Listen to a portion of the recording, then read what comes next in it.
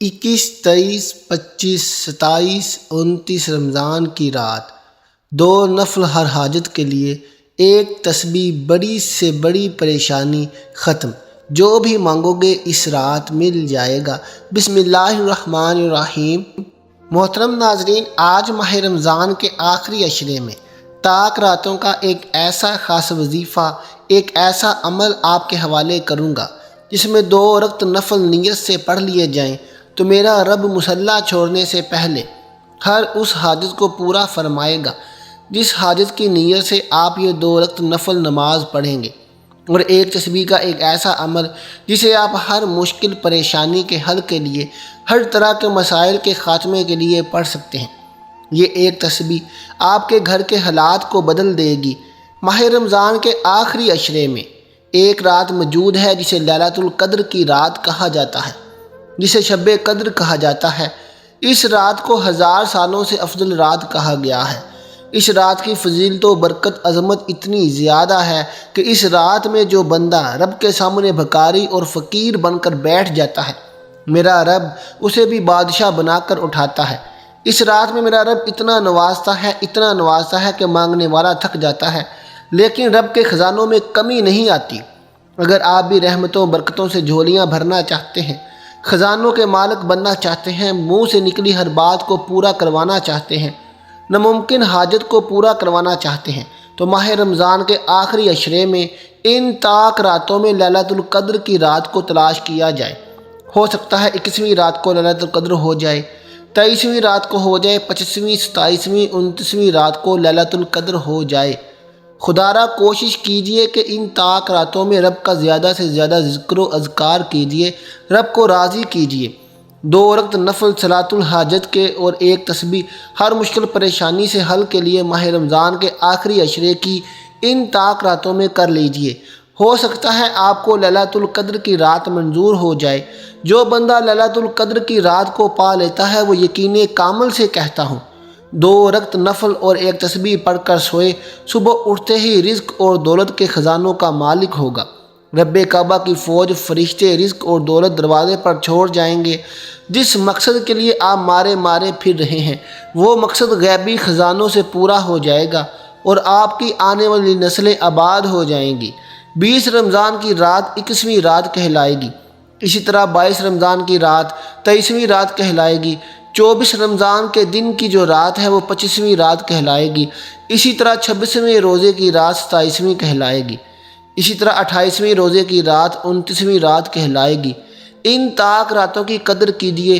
چھوٹا سا وظیفہ ہے، 2 رکعت نفل اور 1 تسبیح پڑھنے سے اگر پورے سال کا رزق اور دولت مل جائے، بیٹیوں کے رشتے ہو جائیں، من پسند شادی ہو جائے، من پسند نوکری مل جائے، گھر سے بے سکونی بے برکتی کا خاتمہ ہو جائے، دنیا کی ہر حاجت غیبی خزانوں سے پوری ہو جائے، تو اس سے بڑھ کر وظیفہ کوئی نہیں۔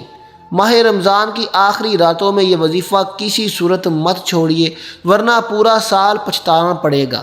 یہ موقع سال میں ایک بار ملتا ہے، اور جو بندہ لیلۃ القدر کو پا لیتا ہے وہ جھولی پھیلا کر جو مانگتا ہے اسے مل جاتا ہے۔ حضرت سیدنا مالک بن انس بیان کرتے ہیں کہ رسول اللہ کو ساری مخلوق کی عمریں دکھائی گئیں۔ آپ صلی اللہ علیہ وسلم نے اپنی امت کی عمر سب سے چھوٹی پائی تو غمگین ہوئے کہ میرے امتی اپنی کم عمری کی وجہ سے پہلے کی امتوں کے جتنے نیک اعمال نہیں کر سکیں گی۔ چنانچہ اللہ پاک نے نبی کریم صلی اللہ علیہ وسلم کو شب قدر عطا فرمائی جو دیگر امتوں کے 1000 مہینوں سے بہتر ہے۔ رسول اللہ صلی اللہ علیہ وسلم نے ارشاد فرمایا، جو شخص شب قدر میں ایمان و اخلاص کے ساتھ عبادت کرے اس کے پچھلے گناہ بخش دیے جائیں گے۔ رمضان میں روزوں کی برکت سے گناہ صغیرہ معاف ہو جاتے ہیں، اور تراویح کی برکت سے گناہ کبیرہ ہلکے پڑ جاتے ہیں، اور شب قدر کی عبادت کی برکت سے درجے بڑھ جاتے ہیں۔ علامہ عبدالرؤف مناوی رحمۃ اللہ علیہ اس حدیث کی وضاحت میں نقل کرتے ہیں کہ رمضان کے روزوں اور قیام کے ذریعے ہونے والی مغفرت تو ماہ رمضان کے آخر میں ہوتی ہے، جبکہ شب قدر میں قیام کے سبب ہونے والی بخشش کو مہینے کے اختتام تک مؤخر نہیں کیا جاتا۔ رمضان المبارک کی راتوں میں سے ایک رات شب قدر کہلاتی ہے، جو بہت ہی قدر و منزلت اور خیر و برکت کی حامل رات ہے۔ اسی رات کو اللہ تعالیٰ نے 1000 مہینوں سے افضل قرار دیا ہے۔ 1000 مہینے کے 83 برس 4 ماہ بنتے ہیں۔ 2 نقطے، جس شخص کی یہ ایک رات عبادت میں گزاری اس نے 83 برس 4 ماہ کا زمانہ عبادت میں گزار دیا، اور 83 برس کا زمانہ کم از کم ہے۔ اور اس میں یہ کہا گیا ہے کہ اللہ کریم جتنا زائد اجر عطا فرمانا چاہے گا فرما دے گا۔ اس اجر کا اندازہ انسان کے بس سے باہر ہے۔ بے شک ہم نے اس قرآن کو شب قدر میں اتارا ہے، اور آپ کیا سمجھتے ہیں کہ شب قدر کیا ہے؟ شب قدر فضیلت و برکت اور اجر و ثواب میں 1000 مہینوں سے بہتر ہے۔ اس رات میں فرشتے اور روح العالمین جبرائیل اپنے رب کے حکم سے خیر و برکت کے ہر امر کے ساتھ اترتے ہیں۔ یہ رات طلوع فجر تک سراسر سلامتی ہے۔ حضرت ابو ہریرہ رضی اللہ تعالیٰ عنہ سے روایت ہے کہ حضور صلی اللہ علیہ وسلم نے فرمایا، جس نے شب قدر میں حالت ایمان میں ثواب کی غرض سے قیام کیا، یہ اس کے سابقہ گناہ بخش دیے جاتے ہیں، اور جس نے ایمان کی حالت میں ثواب کی غرض سے رمضان کے روزے رکھے اس کے بھی سابقہ گناہ معاف کر دیے جاتے ہیں۔ حضرت ابو ہریرہ رضی اللہ تعالیٰ عنہ سے مروی ہے کہ حضور نبی اکرم صلی اللہ علیہ وسلم نے ارشاد فرمایا، تمہارے پاس رمضان المبارک کا مہینہ آیا، اللہ تعالیٰ نے تم پر اس کے روزے فرض کیے ہیں۔ اس میں جنت کے دروازے کھول دیے جاتے ہیں اور جہنم کے دروازے بند کر دیے جاتے ہیں، اور سرکش و شریر شیاطین جکڑ دیے جاتے ہیں۔ اللہ تعالیٰ کے نزدیک اس ماہ میں ایک ایسی رات ہے جو 1000 راتوں سے افضل اور بہتر ہے۔ جو اس رات کی خیر و برکت سے محروم کر دیا گیا وہ ہر خیر سے محروم کر دیا گیا۔ ناظرین، حضرت انس بن مالک رضی اللہ تعالیٰ عنہ بیان کرتے ہیں کہ جب ماہ رمضان آیا تو حضور نبی اکرم صلی اللہ علیہ وسلم نے فرمایا، یہ جو مہینہ تم پر آ گیا ہے اس میں ایک ایسی رات ہے جو 1000 مہینوں سے افضل ہے۔ جو شخص اس رات کی خیر و برکات سے محروم کر دیا گیا وہ گویا تمام خیر سے محروم کر دیا گیا، اور اس رات کی خیر و برکات سے محروم صرف وہی شخص کیا جاتا ہے جو اصلاً ہر خیر سے محروم ہو۔ امام زہری رحمۃ اللہ علیہ فرماتے ہیں کہ قدر کا معنی مرتبے کے ہیں، چونکہ یہ رات باقی راتوں کے مقابلے میں شرف و مرتبہ کے لحاظ سے بلند ہے، اس لیے اسے لیلۃ القدر کہا جاتا ہے۔ حضرت عبداللہ بن عباس رضی اللہ تعالیٰ عنہ سے مروی ہے کہ اللہ تعالیٰ نصف شعبان کی رات کو تمام فیصلے فرما لیتا ہے، اور چونکہ اس رات میں اللہ تعالیٰ کی طرف سے 1 سال کی تقدیر و فیصلے کا قلمدان فرشتوں کو سونپا جاتا ہے، اس وجہ سے یہ لیلۃ القدر کہلاتی ہے۔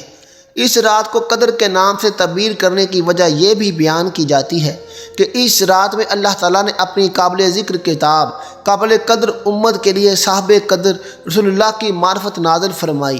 یہی وجہ ہے کہ اس صورت میں لفظ قدر 3 دفعہ آیا ہے۔ قدر کا معنی تنگی کا بھی آتا ہے۔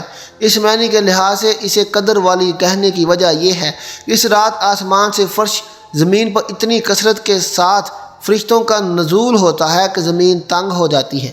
امام ابو بکر قدر کہنے کی وجہ بیان کرتے ہوئے کہتے ہیں کہ یہ رات عبادت کرنے والے کو صاحب قدر بنا دیتی ہے، اگرچہ وہ پہلے اس کا لائق نہیں تھا۔ اس کے حصول کا سب سے اہم سبب نبی کریم صلی اللہ علیہ وسلم کی اس امت پر شفقت اور آپ صلی اللہ علیہ وسلم کی غم خواری ہے۔ موطا امام مالک میں ہے کہ جب رسول اللہ صلی اللہ علیہ وسلم کو سابقہ لوگوں کی عمروں پر آگاہ فرمایا گیا تو آپ صلی اللہ علیہ وسلم نے ان کے مقابلے میں اپنی امت کے لوگوں کی عمر کو کم دیکھتے ہوئے یہ خیال فرمایا کہ میری امت کے لوگ اتنی کم عمر میں سابقہ امتوں کے برابر عمل کیسے کریں گے؟ پس آپ صلی اللہ علیہ وسلم کو لیلۃ القدر عطا فرما دی جو 1000 مہینے سے افضل ہے۔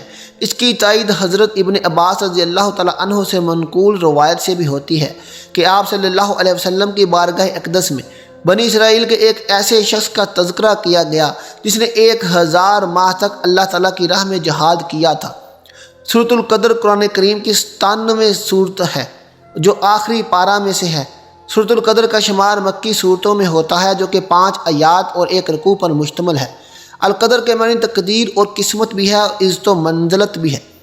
سورۃ القدر کا نام اس کی پہلی آیت سے لیا گیا ہے کہ جس میں نزول قرآن کی طرف اشارہ کیا گیا ہے۔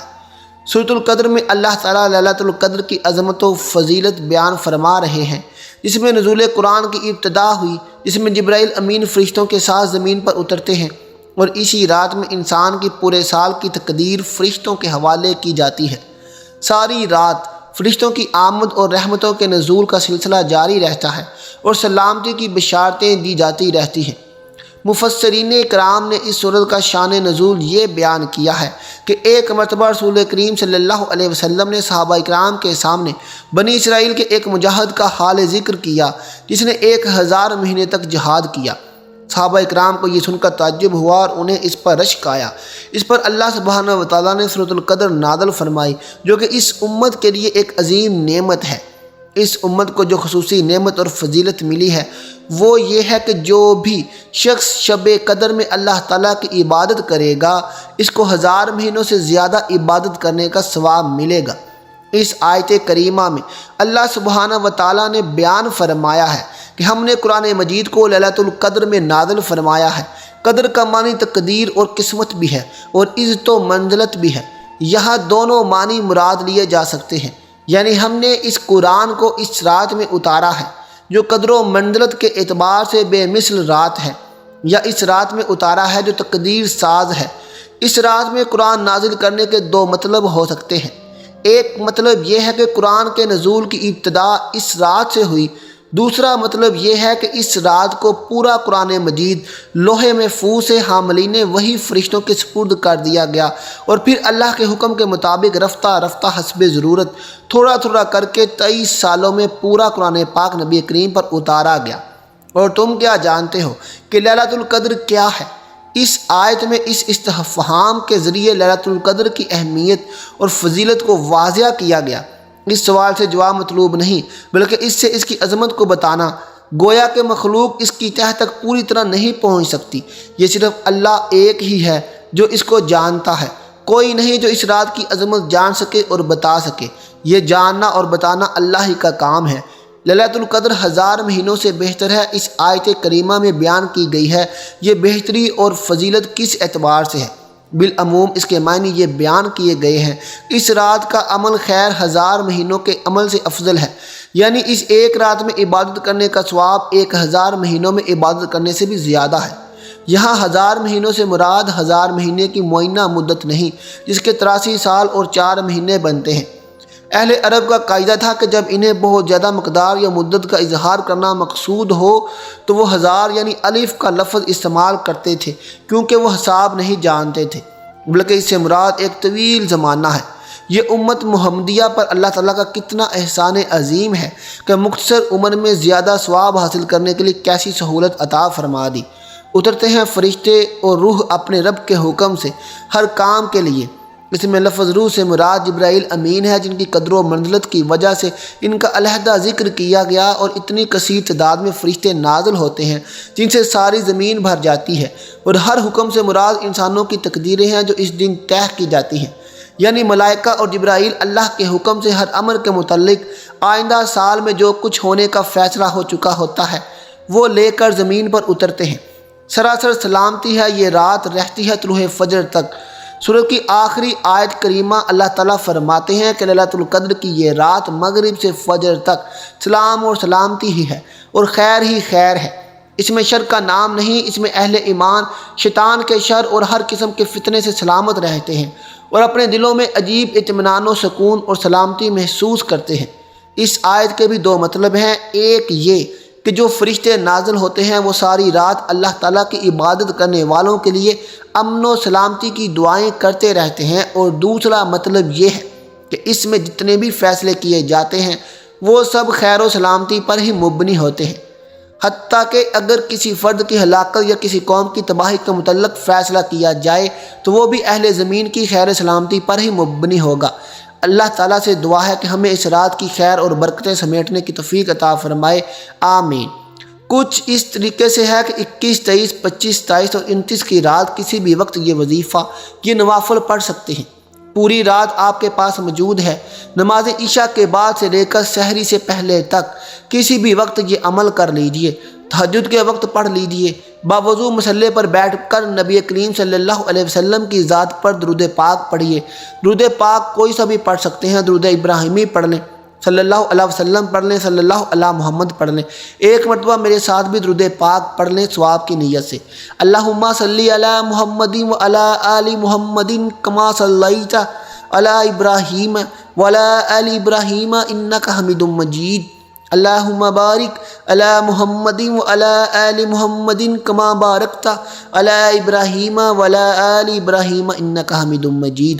درود پاک پڑھتے ہی اپنے مقصد کو ذہن میں رکھتے ہوئے 2 رکعت نفل صلاۃ الحاجت کی نیت سے کھڑے ہو جائیں۔ یہ نہ سوچنا کہ حاجت ناممکن ہے، پوری ہو ہی نہیں سکتی۔ یہ سوچنا ماہ رمضان کا آخری عشرہ ہے، لیلۃ القدر کی رات ہے۔ یہ رمضان کی آخری طاق راتیں ہیں، ان میں قبولیت کی گھڑیاں پائی جاتی ہیں۔ آپ رب سے مانگ رہے ہو جو ہر ناممکن کو ممکن بنا دیتا ہے۔ اپنی حاجت کو ذہن میں رکھتے ہوئے 2 رکعت نفل صلاۃ الحاجت کی نیت سے کھڑے ہو جائیں۔ پہلی رکعت میں سورۃ فاتحہ کے بعد 3 بار سورۃ اخلاص پڑھنی ہے۔ قل هو اللہ احد اللہ الصمد لم یلد ولم یولد ولم یکن لہ کفوا احد۔ اسی طرح دوسری رکعت میں سورۃ فاتحہ کے بعد 3 بار سورۃ اخلاص پڑھنی ہے۔ سلام پھیرتے ہی وہیں بیٹھے آپ نے رب کے 3 صفاتی ناموں کی ایک تسبیح پڑھنی ہے۔ وظیفے کا طریقہ سن لیجئے۔ 2 رکعت نفل صلاۃ الحاجت بتائے گئے طریقے کے مطابق پڑھنے کے بعد سلام پھیرتے وہیں بیٹھے آنکھوں کو بند کر لیجئے۔ یوں محسوس کیجئے دنیا سے آپ کا تعلق ختم ہو چکا ہے۔ آپ اپنے رب کی بارگاہ میں بیٹھے ہیں۔ رمضان کا آخری عشرہ ہے، رحمتیں برکتیں برس رہی ہیں، قبولیت کی گھڑیاں ہیں۔ آپ یا رحمانو یا وہابو یا رزاقو کو ذکر کر رہے ہیں۔ یا رحمانو یا وہابو یا رزاقو کو ملا کر پڑھا تو 1 بار ہو گیا، یا رحمان ملا کر پڑھا تو 2 بار ہو گیا۔ اس طرح آپ کو 100 دانوں کی ایک تسبیح پڑھنی ہے۔ میں یقین کامل سے کہتا ہوں رب کعبہ آپ کی تمام بیماریوں کو غیبی خزانوں سے ختم فرما دے گا۔ آپ کے راستے کی تمام رکاوٹیں بندشیں ختم ہو جائیں گی۔ یا رزاقوں سے میرا رب رزق دولت نوازے گا، اتنی نعمتوں سے نوازے گا، اتنی برکتوں سے نوازے گا، اتنی عظمتوں سے نوازے گا کہ صرف ایک تسبیح پڑھنے سے پورا سال نہ تو کسی وظیفے کی ضرورت پڑے گی، نہ کسی کے سامنے جھکنا پڑے گا، نہ کسی کے سامنے ہاتھ پھیلانا پڑے گا۔ خدارا ماہ رمضان کی آخری راتیں جنہیں طاق راتیں کہا جاتا ہے، جن میں سے ایک رات لیلۃ القدر کی رات ہے، آپ 2 رکعت نفل صلاۃ الحاجت اور یا رحمانو یا وہابو یا رزاقو کی ایک تسبیح کو بتائے گئے طریقے کے مطابق پڑھیے۔